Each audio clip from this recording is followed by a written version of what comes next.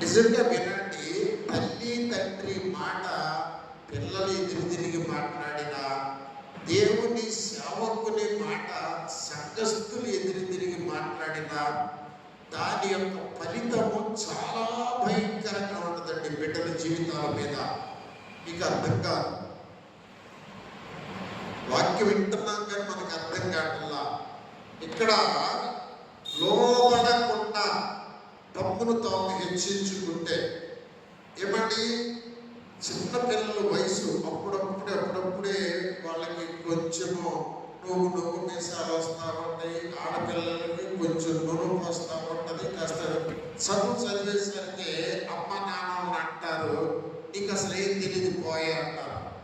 వాళ్ళకి అంతా తెలిసినట్టుగా, నీకేం తెలుసు, నువ్వేం చదువుకున్నావు అంటారు. కాస్త డిగ్రీ వాళ్ళు అవ్వద్దు, ఇంటర్ 10th పాస్ అయ్యేసరికి పెద్ద ఎడ్యుకేట్స్ అయినట్టుగా కొంచెము జ్ఞానం వచ్చేసరికి నేను లోపడటము మానేసేస్తారు బిడ్డలు. దాని ద్వారా మన భవిష్యత్తుకి గడ్డి కొట్టుకుంటారు వాళ్ళే. ఎంత లోబడితే బిడ్డలకు అంత ఆశీర్వాదం, ఎంత లోబడితే సంఘములో విశ్వాసికి అంత ఆశీర్వాదం, అంత మేలు అనుభవిస్తారు మీరు.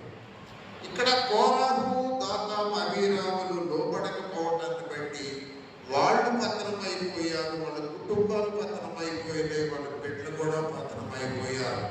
నేను మీతో చెప్పాను, సంఖ్యాకాండం 16వ అధ్యాయంలో ఇప్పుడు అది చదవద్దు. కనుక వారు అహంకారులుగా ప్రవర్తించారు. అక్కడ రాయబడి ఉన్నది, దేవుడు అహంకారులను ఎదిరిస్తాడట. అహంకారులను దేవుడు ఎదిరిస్తాడు. నేను పెద్దవాడినైనా నేను చిన్న వాళ్ళకి లోబడితే దేవుడు నాకు కృప ఇస్తాడు. కృప అనేది చాలా గొప్ప వరం అండి, చాలా గొప్ప వరం. ఉదాహరణకి నేను 10 లక్షలు బాకీ చేసాను అనుకోండి, నేను లోబడటం నేర్చుకుంటే ఊహించని రీతిలో 10 లక్షలు దేవుడికి ఇచ్చేస్తాడు. అది కృపే. నీ కుటుంబంలో ఎంత కష్టపడినా కూడాను నీ కుటుంబంలో బాధ్యత లేదు, ఆర్థికంగా 10 రూపాయలు వెనకేసుకోలేకపోతున్నావు, నీకు ఏ ఆరోగ్యం లేదు, బిడ్డలకు ఆరోగ్యం లేదు. కారణం ఏంటో తెలుసా? జాగ్రత్తగా వినండి. నీలో లోబడే తత్వం లేదేమో, దీన మనస్సు అనే వస్తువు ధరించుకోవట్లేదేమో, అందుకని దేవుడే నిన్ను ఎదిరిస్తున్నాడేమో. ఎప్పుడన్నా ఆలోచించారా మీరు? తల్లి బిడ్డలు అందరూ చాకరీ చేస్తారంటారు, కానీ డాక్టర్ 5వ తారీఖు 10వ తారీఖు వంట అయ్యేసరికి విసుగులాడుతూ ఉంటారు చేతులు. ఏం చేయాలి? ఇదేంటో తెలుసా? దేవుడు మిమ్మల్ని ఎదిరిస్తున్నాడని అర్థం. అహంకారులను దేవుడు, చెప్పండి, దేవుడు ఎదిరిస్తాడు. ఒకవేళ గుణం నాలో ఉందేమో, దేవుని వాక్యానికి లోబడిన గుణం, దైవ సేవకులకు లోబడిన గుణం, కన్న తల్లిదండ్రులకు లోబడి గుణం, పెద్దలకు లోబడని గుణం, ఇవన్నీ నాకు ఉంటే దేవుడు నాకు యుద్ధం చేస్తాడు. దేవుడు నన్ను ఎదిరిస్తా ఉంటాడు. నేను ముందుకు వెళ్ళలేను. బాగా చదువుతానండి, ఎంతో బాగా చదువుతాను, కానీ అన్ని మంచి మార్కులే. 70% 60% వచ్చిందండి. ఇంగ్లీష్లో 40% వస్తే పాస్ అయ్యేవాడిని, 39 వచ్చేసిందండి నాకు. కట్ట నా జీవితం అంతటా అయిపోయింది. అక్కడి నుంచి నేను చదవలేకపోయాను, ఇప్పటికీ చదవలేకపోయాను. కానీ లోబడిన తర్వాత దేవుడు డాక్టర్ చేశాడు నాకు, లోబడిన తర్వాత పాస్టర్ చేశాడు దేవుడు నాకు. చదవవసరం లేదు.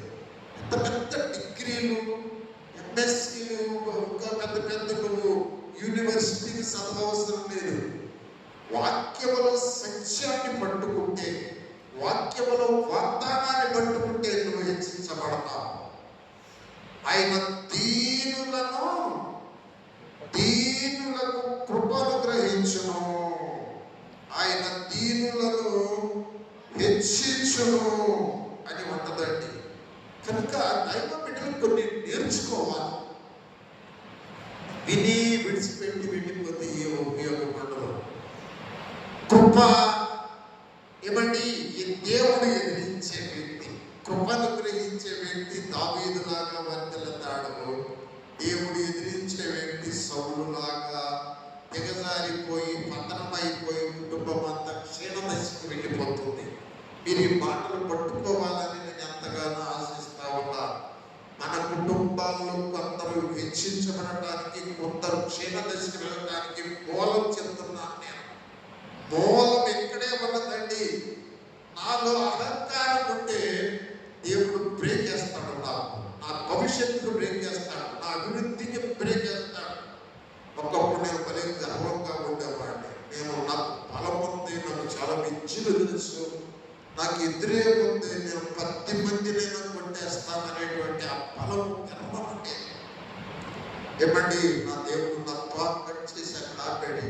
ఏంట్రా నీ బలం అని అన్నట్టుగా నాకు అర్థమైన రోజు ఏడ్చాను. క్షమించు ప్రభువా, నా బలము వంటిది, నా జ్ఞానము వంటిది నాయన, నీవే నాకు లిఫ్ట్ అన్నప్పుడు దేవుడు చెయ్యి అందించి లేపనెత్తాడు. భయంకరమైన కోతిలో ఊబిలో దిగిపోతున్న నా జీవితాన్ని దేవుడు లేపాడు. నన్ను ఎప్పుడైతే లేపాడో నా వెంట నా కుటుంబమును కూడా ఆయన లేపాడు. నా ప్రియమైన సహోదరులారా, కన్నీటితో చెప్తున్నారు, ఈ లక్షణాలు మీలో ఉంటే వాటిని సరి చేసుకోండి. దీనత్వం అనేది లేకపోతే నీవు ఖచ్చితంగా కృపను పొందకుండా దేవుని యొక్క ఆ కోపానికి గురవుతావని నేను మీకు మనవి చేస్తూ ఉన్నాను. ఇక్కడ చూడండి ఒక మాట, కీర్తన గ్రంథం 138వ అధ్యాయం 6వ వచనం ఒకసారి సహాయం చేయండి. కీర్తన గ్రంథం 138వ అధ్యాయం 6వ వచనం. యెహోవా మహోన్నతుడైనను ఆయన దీనులను లక్ష్యపెట్టును.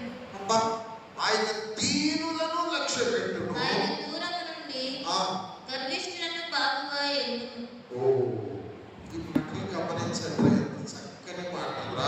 నేను దీనుడిగా ఉంటే నా దేవుడు నా వైపే చూస్తాడంట. నా బిడ్డ చూడు ఎంత దీనంగా ఉంటాడు, నా బిడ్డ చూడు ఎంత తగ్గించుకుంటున్నాడు. వాళ్ళు తిడుతున్నా నోరు తెరవడం లేదు. ఇదిగో తినడానికి లేకపోయినా అడగడానికి కూడా చదువుతున్నాడు. నా బిడ్డ ఆకలితోనైనా ఉంటున్నాడు. కానీ ఎంతమంది తిట్టినా, ఎంతమంది నిందలు వేసినా నోరు పెదవట్లేదు. దేవుడు లక్ష్యం పెడితే వాళ్ళందరి మీద నేను ఉన్నతంగా ఉంచుతాడు. హల్లెలూయా. యెహోవా మహోన్నతుడైనను దీనులను లక్ష్యపెట్టును. నాలో దీనత్వం ఉందా లేదా? దీన మనస్సు అనే వస్త్రాన్ని నేను కప్పుకుంటే చాలా లాభాలు. నీకు ఎంత మనశ్శాంతి ఉంటుందో, ఎన్నిటినో తప్పించుకుంటావు. సాతానుడు వేసే ఉచ్చులన్నింటినీ తప్పించుకుంటావు. చక్కగా దేవుని కృప కింద స్టెప్ బై స్టెప్ వర్తిల్లుతావు. నీతో పాటు నీ బిడ్డలు కూడా వర్తిల్లుతారండి. ఏమీ ఉండదు మనకి. సరిగా వస్త్రం ఉండదు, తినడానికి ఉండదు, ఉండడానికి ఉండదు. మన మాటలు చూడకపోతే ఏం దాటింట, కోటలు కూడా దాటిపోతాయి అంట. ఎందుకండి మనకంత అహంకారాలు, అంత గర్వాలు, అంత అతిశయాలు మనకు అవసరం? మనం ఎంత మన బ్రతికంత అట్లా గిల్లేస్తే రాలిపోయేటువంటి చిగురు లాంటి బ్రతుకులు, పగిలిపోయే బుడగ లాంటి బ్రతుకులు మనవి. రేపేమవుతామో మనకి తెలియదండి.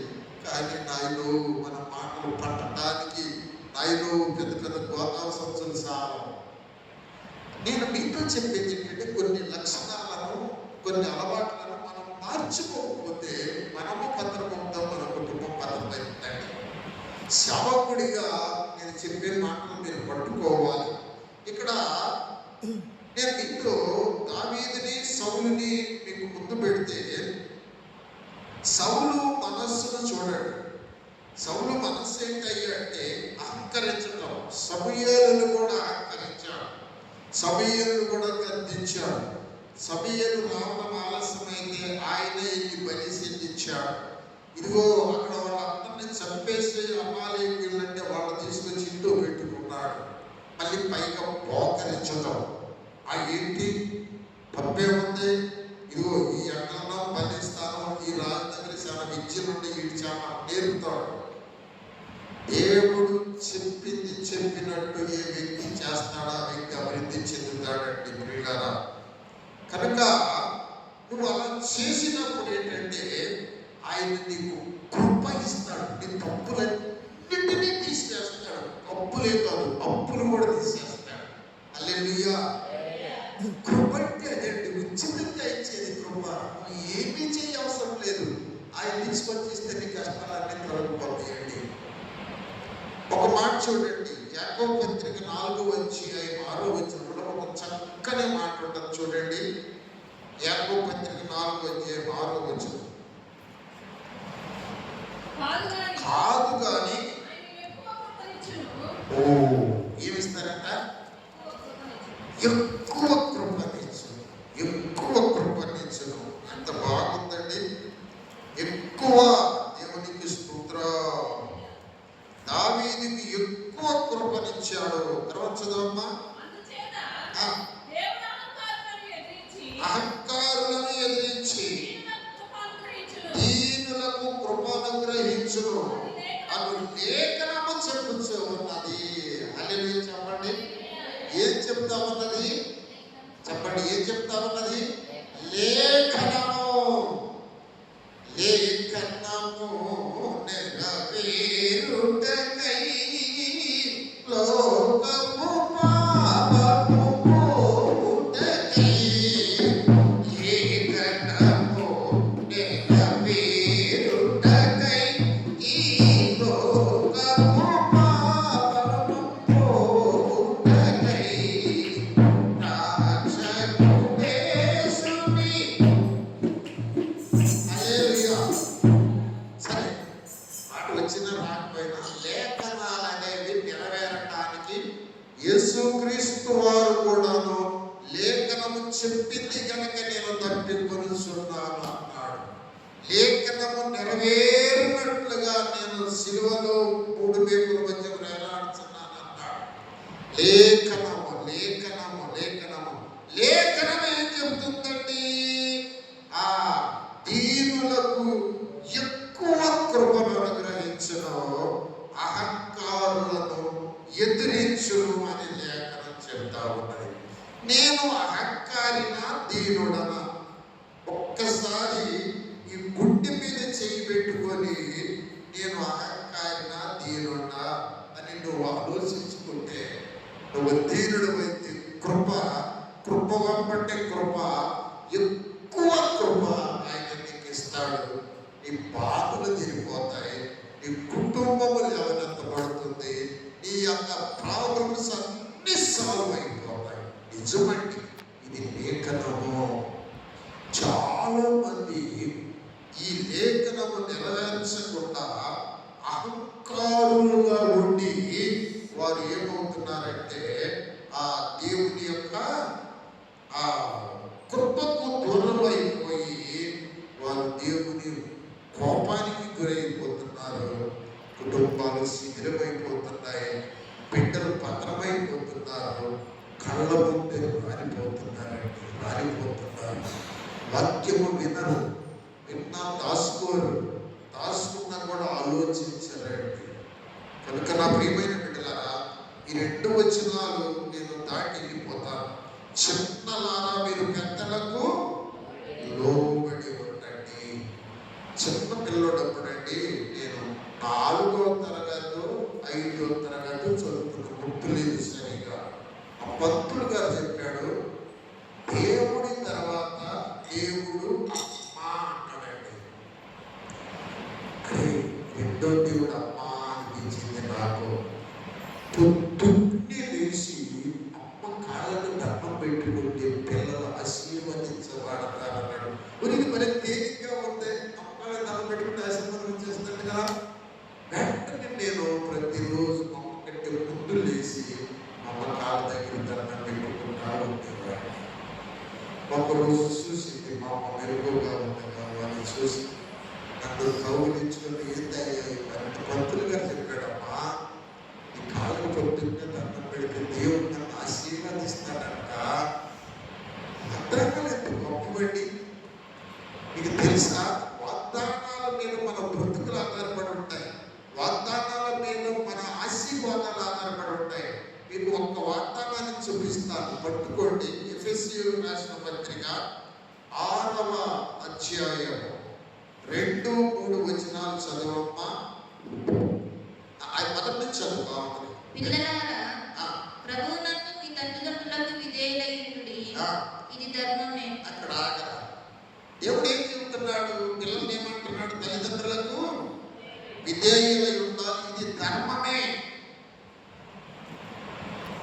ఎంతమంది పిల్లలు తల్లిదండ్రులు వ్యతిరేకిస్తున్నారండి? నిన్నగా మొన్న ఇద్దరు పుట్టోళ్ళు వాళ్ళు, వాళ్ళ అమ్మ కానీ వాళ్ళ అమ్మమ్మ కానీ నాయనమ్మ కానీ తాతయ్య కానీ నానమ్మ కానీ వాళ్ళు పెడితే తినేవాడు, వాళ్ళు ఎక్కిరి తినేవాడు. వాళ్ళు ఎంతో ప్రేమించి వాళ్ళ శీవిడి కడిగి వాళ్ళ పూర్తి కడిగి వాళ్ళ పుట్టి కడిగి పెంచినటువంటి ఆ పెద్దలని ఎంత నిర్లక్ష్యంగా మాట్లాడుతున్నారండి పిల్లలు. కొంచెం కాళ్ళు వచ్చేసరికి, కొంచెం నువ్వు మీసాలు వచ్చేసరికి, ఒక్కరవ్వ నీకు జ్ఞానం వచ్చేసరికి ఎంత నిర్లక్ష్యమో. అది ధర్మము కాదు అని లేఖనం చెబుతుంది. పిల్లలారా, ప్రభువునందు, లోకమునందు కాదు, ప్రభువునందు మీ తల్లిదండ్రులకు విధేయులై ఉండండి, ఇది ధర్మమే. ఎలాంటి ధర్మం అంటే 2వ వచనం చదవమ్మా. నీకు మేలు కలుగునట్లు. 1, నీవు నీ తల్లిదండ్రులకు విధేయులైతే నీ జీవితంలో ఏ కలుగుతుంది? నీకు మేలు కలుగుతుంది. హల్లెలూయా చెప్పండి. నిజమండి, పిల్లలు గుర్తు పెట్టుకోవాలండి మాటలు. తల్లిదండ్రులకు విధేయులైతే మేలు కలుగుతుంది. నిజంగా చెప్తున్నా, నేను మా అమ్మ మాట ఏది చెప్తే అది వినేవాడిని, పూచ తప్పకుండా వినేవాడిని. నేను గుర్తుకుంటారు, నేను చాలా ఘోరమైన తప్పులు చేశానండి, చాలా ఘోరమైన పాపాలు చేశాను. చచ్చిపోవాల్సిన వాడిని ఎందుకు బ్రతికని ఆలోచించుకుంటే, నేను కొంచెం వాక్యానుసారంగా వాగ్దానాలు తెలియకుండానే నేను నెరవేర్చాను. లోకంలో ఎన్ని తప్పులు చేసినా ఇక్కడ ఒక వాగ్దానం ఉంది, ఏంటంటే నీ తల్లిదండ్రులు లోబడితే నీకు మేలు ఉంది. హల్లెలూయా. నేను ఎప్పుడైతే అమ్మ మాటకు లోబడ్డానో తగిన సమయంలో దేవుడు నాకు మేలు చేశాడండి. 30 సంవత్సరాలకి చావాలి, 18 సంవత్సరాలు చావాలి, మారుమైన తప్పు చేశాను నేను. కానీ 75 సంవత్సరాలు కూడా ఈ విధంగా ఉంటానంటే మేలు అంటారు కాదంటారా? చెప్పంటారా తల్లి? మీరే కదా, ఇది మేమే కాదు. ఇంకా ఏమంటాడంటే తర్వాత చదవమ్మా. అప్పుడు నీవు భూమి మీద దీర్ఘాయుష్మంతుడవగుదువు. ఆమేనంటారా? దీర్ఘాయుష్మంతుడవుతావు, మేలు కలుగుతుంది. ఇది పట్టుబడి బాగుందరా. 75 సంవత్సరాలు వచ్చినాయి. ఏమండి, నేను మిల్లులోకి వెళ్ళి పనిచేయ అవసరం లేదు, రిక్షా దొరికి డబ్బులు తేవాల్సిన అవసరం లేదు, లేదా ఎక్కడికో వెళ్ళి గోతాలు వేయాల్సిన అవసరం లేదు. కూర్చుంటే గవర్నమెంట్ మరి నాకు చెప్పలేరా పెన్షన్ ఇస్తారు. నీకులాగా 3,000 4,000 కాదు. నాకు, నా భార్యకు, అవసరమైన నా పిల్లలకు సరిపోయినంత ఇష్టపడి ఇది మేలేనా? దీర్ఘాయుషు మేలు, ఇది రెంటిని కలిపి ఎంత మాట్లాడుతుంది. 100 సంవత్సరాలు వచ్చిన కథలకుండా కూర్చుని, ఏమండి మరి అబ్బాయి ఈ 10 రూపాయలకి ఇస్తా కానీ పోయి కొంచెం చింతపండు పట్టు రాదా, 5 రూపాయలకి అన్నాను అనుకో, తీసుకొస్తాడో తీసుకురాడమ్మా. 5 రూపాయలు చింతపండు తాతకిస్తే 10 రూపాయలు ఇస్తున్నాడని తీసుకొస్తాడు కదా. మరి 10 అయిపోతుంది కదా. నేను లేకుండా 100 సంవత్సరాలు అనుకుంటున్నా కూడా. దీర్ఘాయుషు మేలు. ఇది నీకు తెలుసా? నీ బిడ్డ నీకు లోబడితే, నీ బిడ్డ నీ మీద తిరుగుబాటు చేయకుండా, నిన్ను దూషించకుండా, నిన్ను తిట్టకుండా, నిన్ను తట్టకుండా ఉండగలిగింది. నీ బిడ్డకు 2 మేలు ఇచ్చినట్టు ఒకటి దీర్ఘాయుష్ ఇచ్చినట్టు, రెండు పేరు కూడా ఇచ్చినట్టు. అలా ఉండాలంటే ఏం చేయాలి? ఏం చేయాలండి? 4వ వచనం చదువు. తండ్రులారా, మీ పిల్లలకు కోపము రేపక ప్రభు యొక్క శిక్షణలోను బోధలోను వారిని పెంచుడి. మీరేం చేయాలంటే పిల్లల్ని ప్రభు యొక్క శిక్షలోను ప్రభు యొక్క బోధలోను పెంచాలి. అలా పెంచితే వాళ్ళు మీకు లోబడి ఉంటారు. ఇప్పుడు ఇక్కడ పిల్లలు అలా తయారవడం తప్పెవరిది? అమ్మ ఇంటున్నారా? తప్పెవరిది? పిల్లలదేనా? తల్లిదండ్రులు. ప్రభు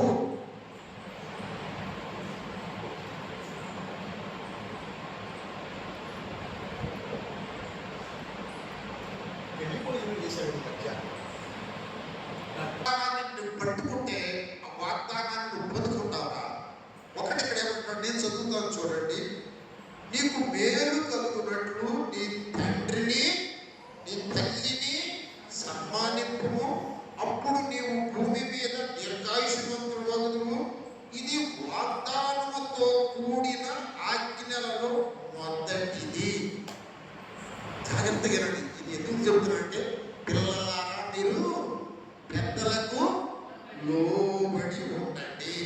మాట చెప్పదే లోబడి ఉండండి అని చెప్తాం, కానీ దానికి వచ్చే ఫలితం ఎంత గొప్పదండి. వాగ్దానముతో కూడిన ఆజ్ఞ. ఒక ఆజ్ఞలో లోబడి ఉండే ఆజ్ఞలో ఒక వాగ్దానం అన్నది. లోబడటం చిన్నదేనండి. అమ్మ మాట వింటూ చిన్నదే. శైలి అంటున్నారు, సలోమి మన కుటుంబము సమాధానం కావడాలంటే కొన్ని దైవ క్రమాలు ఉంటాయి. అవి మీరు నేర్చుకోకుండా ఉంటే ఇలాగే ఉంటాం. మన దరిద్రం కాదు, మన కుటుంబం బాగుపడం, మన బిడ్డలు వర్తలు. వాక్యాన్ని పట్టుకోవాలి. నీవు భూమి మీద మేలు అనుభవిస్తూ దీర్ఘాయుష్మంతుడవై ఉంటావు. ఇది వాగ్దానంతో కూడిన ఆజ్ఞ. వాగ్దానం ఏంటి? నీ బిడ్డలకు దీర్ఘాయుష్షు మేలు. అసలు దీర్ఘాయుష్షు మేలు ఎంత బాగుందండి మాట. మామూలుగా 50 ద్రాక్ష తల్లికి 50 ఇచ్చినాయా? 50 ఇచ్చినాయా? ద్రాక్ష తల్లి 50 ఉండగా 35-40 ఉంటాయి సుమారు. అది కాదా? చూసుకుంటలేము అమ్మ అందుకని చెప్తున్నా. సరే ఉంటేలే, కాబట్టి తల పాల్మరిపోయి కానీ అరే నేను ఒక అమ్మని ఏమన్నానంటే ఊరుకురాలన్నా ద్రాక్ష తల్లి భలే కోపం వచ్చింది. ఏమనుకుంటున్నావు? ఉద్రాలంత అవసరాలు. ఉద్రాలంటే ఎవరనుకుంటున్నావు? అమ్మ మీద ఒక బస్సులో ఉందండి. వాళ్ళు వృద్ధులంటే ఎవరో పెట్టే వృద్ధులు నాకు అర్థం కావాల్సిన అంటే ఇప్పుడు నేను అన్నామే వృద్ధురాలంటే అప్పుడు తన 10 ఉంటాయి. అప్పుడు వయసు ద్రాక్ష తల్లికి. ఇప్పుడు కొంచెం బాగా నడిచింది, కొంచెం మోకాళ్ళ పెట్టు వచ్చింది. అమ్మ పాప నడుతుంటే బాగా నేను ఎక్కడ ఓకే. ఎందుకు చెప్తున్నానంటే మన వాళ్ళకి మళ్ళీ కోపాలు ఎక్కువ. చిన్న విషయాల్లో కోపాలు ఎక్కువ. ఆలోచించాలి, అర్థం చేసుకోరు. ఇప్పుడు నేను కుర్రోడ్ని అంటే నమ్ముతారా? 70 సంవత్సరాల కుర్రోడు అవుతారమ్మా. మరి ముసలోడు అంటే తప్పే ఉంది. నేను శైలి వచ్చిందంటే అది తప్పు కదండి. నాకు వచ్చినటువంటి తప్పే ఉంది కనుక మనము హెచ్చించుకోకూడదు. అయిపోయింది నా పని అనుకోవాలి, అంతే. తగ్గించుకోవాలి, లోపడాలి. వయసు మీద పడే ముందు మనం లోపడాలి లేదు. కనుక ఇక్కడ నేను మీకు చెప్పేది ముఖ్యమైన చెప్పేది ఏంటంటే వాగ్దానం అంటే మనకి వాగ్దానం ఆజ్ఞ. ఆజ్ఞ ఏంటి చెప్పండి?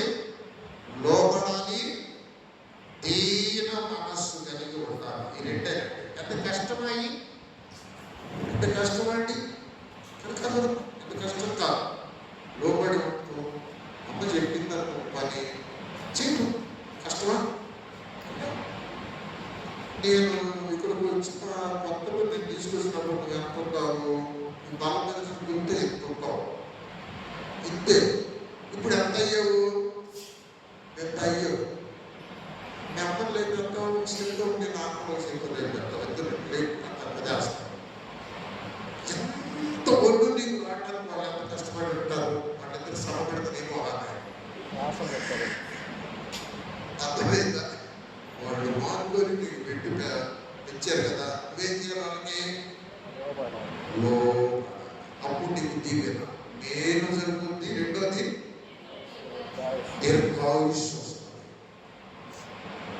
కాలంలో తిరుగుతావు, జ్ఞానంలో ఉంటావు, పని మనుషులు పెట్టుకుంటావు, వాళ్ళని పెట్టుకుంటావు, అక్కడ అమ్మగారు అంటారు.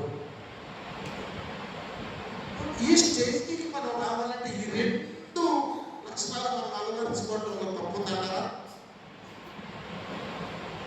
కనుక ఆజ్ఞ దీన మనస్సు కలిగి ఉండండి, లోపడండి.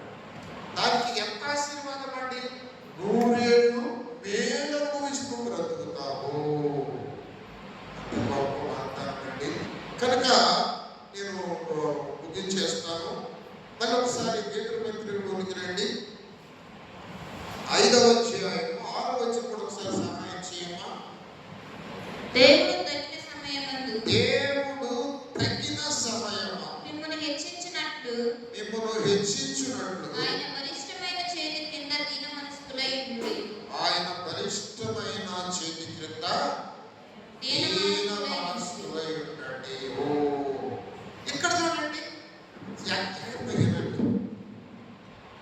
దేవుని బలిష్టమైన చేతి కింద దీన మనస్కులై ఉంటే ఇదేమో ఆజ్ఞ. వాగ్దానం ఏంటి? తగిన సమయంలో హెచ్చిస్తాడు. చూడండి, ఆజ్ఞ, వాగ్దానం ఈ రెండు ఉంటాయి. నువ్వు ఇది చేస్తే నేను ఇది చేస్తా. నువ్వు నా చేతి కింద ఉన్నావు, సాధారణ చేతి కింద కాదు. నా వాక్యము క్రింద ఉన్నావు. నేను చెప్పినట్టు ఆయన చెప్పినట్టు వాక్యం ఏం చెప్తుంది, దాని ప్రకారం నువ్వు జీవిస్తే ఒక సమయం వస్తుంది. ఇప్పుడు రాకపోవచ్చు, ఒక టైం వస్తుంది నీకు. ఆ టైంలో నేను ఏం చేస్తా? హల్లెలూయా. ఒకరోజు నేను నూర్పిడికి వెళ్ళాను. నూర్పిడి చిన్న పిల్లవాడిని ఎంతుంటాను. ఇప్పుడు చిన్న పిల్లలు కూడా లేరు ఇక్కడ, అందరు సెలవులు కదా వెళ్ళిపోయి ఉన్నారు. చిన్న గొడ్డోడ్డు అనమాట. గొడ్డలు దోతానికి, పత్తి దోతానికి అనేవాడు. పత్తి 2-3 గొడ్డలు కలిపి కట్టి ఆ గడ్డి తొక్కతానికి దాని చుట్టూ గడ్డలు పరిగెత్తుకుంటా తోలేవాడు. తెల్లవారులు తోలితే వాడు పొద్దున్నే అన్నం పెట్టేవాడు అనమాట. ఆ అన్నం కోసం తెల్లవారులు తోలేదు. సగల మీద పాకట్లు వస్తాయి. మంచినీళ్ళు అయితే ఎండకింది బాగా. మంచినీళ్ళ దగ్గరికి వెళ్ళి అదే తెలుసు అడ్డని ఆ చెరువు తీసుకొని ముంచుకునేసరికి ఒక అతను పరిగెత్తుకుంటూ అదే పట్టుకున్నాడు. ఏమైపోయింది? అది మలినమైపోయింది.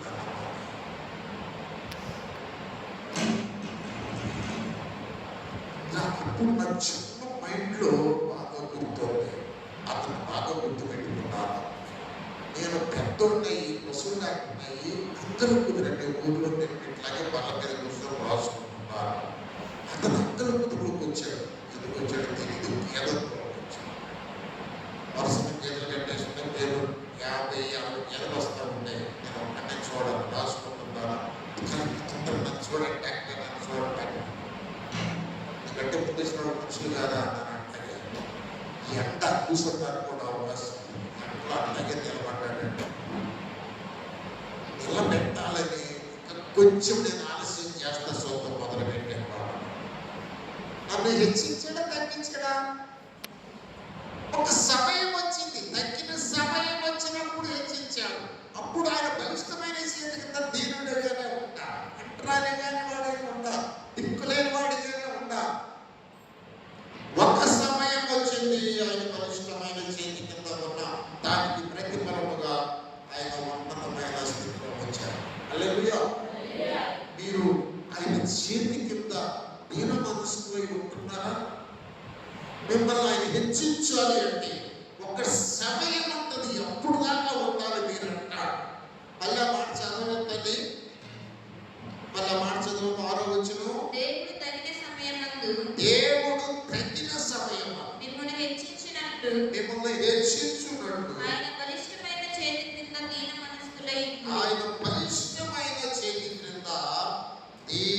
మనస్కులై ఉండండి. దేవునికి స్తోత్రం.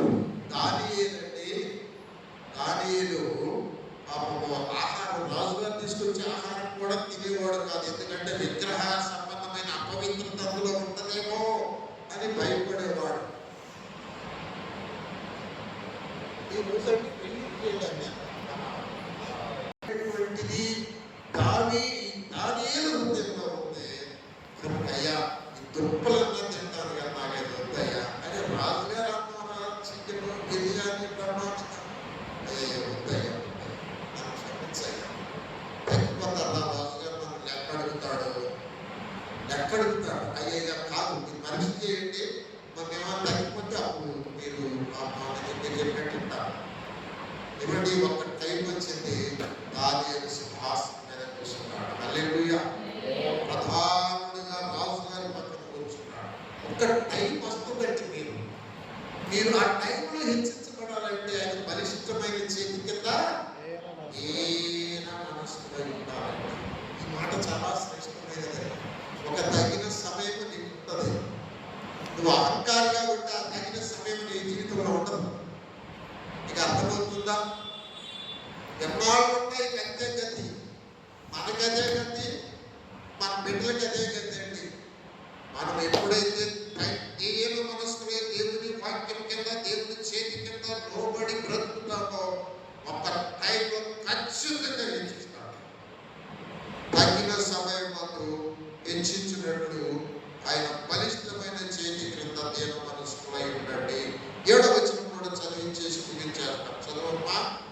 ఆయన మిమ్మల్ని గూర్చి చింతించుచున్నాడు గనుక మీ చింత యావత్తు ఆయన మీద వేయుడి. దేవునికి స్తోత్రం. హల్లెలూయా. ఆయన మిమ్మల్ని గూర్చి చింతించుచున్నాడు. చూడండి ఒకసారి, ఆయన మన గురించి ఏమని చింతిస్తా ఉంటాడట? ఆయన మన గురించి ఏమని చింతిస్తూ ఉంటాడు? నా మట్టుకు నన్నే చూసుకుంటా.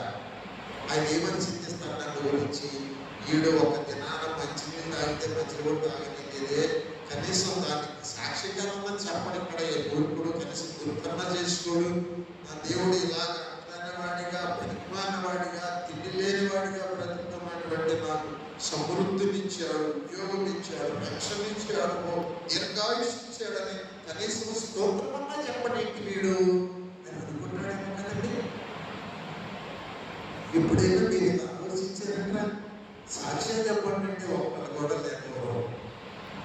ఒక్కసారి మీరు ఎప్పుడైనా ఖాళీగా ఉన్నప్పుడు ఏ ఆలోచించుకోకుండా చిన్నప్పుడు మీరు ఎక్కడుండేవాళ్ళు, ఎలాంటి బట్టలు వేసుకునేవాళ్ళు, ఎలాంటి ఆహారం తినేవాళ్ళు, మీ ఫ్యామిలీస్ ఎలా ఉండేవి, మీ అమ్మ మీ నాన్నలు ఎలా ఉండేవాళ్ళు, మీరు బడికి వెళ్ళినప్పుడు ఎలా ఉండేది, ఎదురు చూడగా ఎన్ని కష్టాలు ఎదురొచ్చినాయి, ఎన్ని బాధలు అనుభవించారు మీరు, ఇవన్నీ గుర్తు చేసుకుంటే దేవుడు చేసిన కార్యాలు ఎన్నో గుర్తొస్తాయిరా.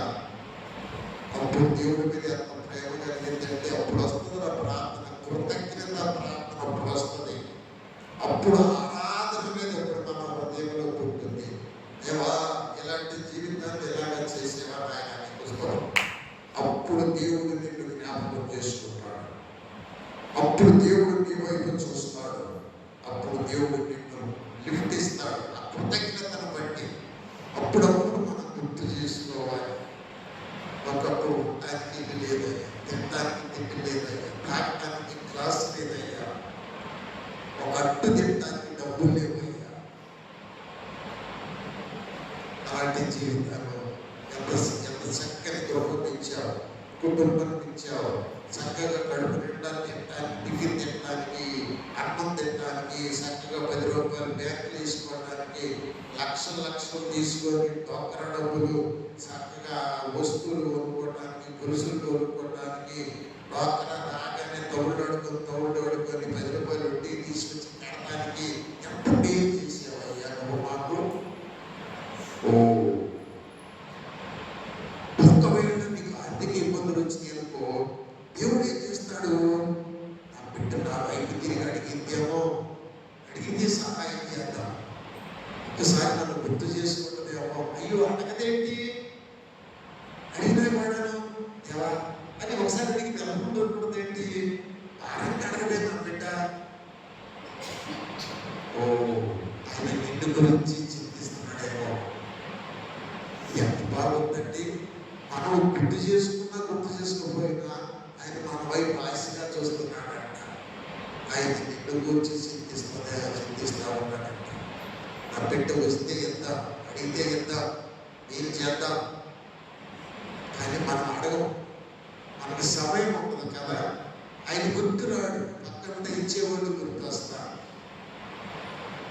నానా కోరికే వద్దని దగ్గర